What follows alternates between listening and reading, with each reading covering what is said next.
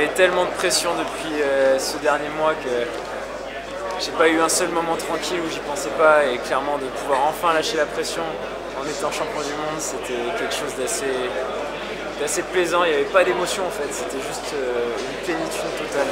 Je prends ma perche et à partir de ce moment-là jusqu'au moment où je pique, je me dis tu joues ta vie, tu joues ta vie, tu joues ta vie, tu joues ta vie.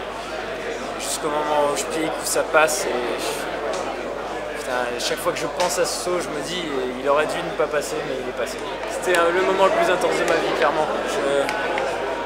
Et ma grand-mère dans les gradins qui avait de la tension, une forte tension. J'ai regardé après pour voir comment elle allait parce que c'était quand même un moment assez fort.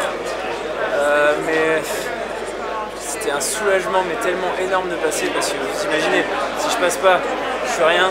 Si je passe, je suis champion du monde parce que le javelot et 1500, il suffit de finir, quoi.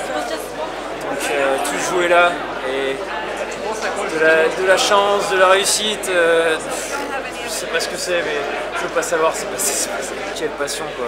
Parce que c'est dur, mais je vous assure, les moments qu'on passe entre décathloniens, c'est pour ça que tous les décathloniens s'entendent bien. On vit des choses humaines, et on vit des choses avec notre corps qui sont tellement atypiques qu'on se comprend les uns les autres, et c'est pour ça qu'on devient tous potes. Je pense à mon staff, aux deux personnes les plus importantes, Bertrand Valsin et Jérôme Simon, qui font un travail exceptionnel. Je suis de moins en moins blessé, je suis de plus en plus compétiteur, je suis de plus en plus technique.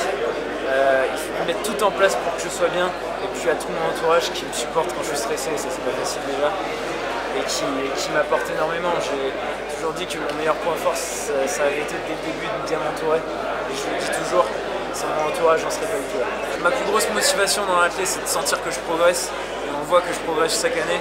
Là, on a vu que j'avais pris énormément en puissance, toutes les courses, j'ai battu mes records. Il y a énormément de choses à travailler encore, et c'est ça qui est énorme, c'est que je sens que je peux encore progresser, mais largement. Et à Marseille, c'est ce qui fait ressortir toutes les émotions. En plus, je l'ai eu juste après mon 1500. C'est un cadeau énorme, puisque quand je finis 1500, j'ai du mal à me dire ce que j'ai fait, etc. Et c'est vrai que le podium et la Marseillaise me font remonter toutes ces sensations. J'ai eu la chance de vivre directement après 1500, quand c'était encore chaud, et c'était un moment mais incroyable. En plus, avec la team Keke Labrèze qui était juste à côté, qui chantaient comme des fous, c'était énorme.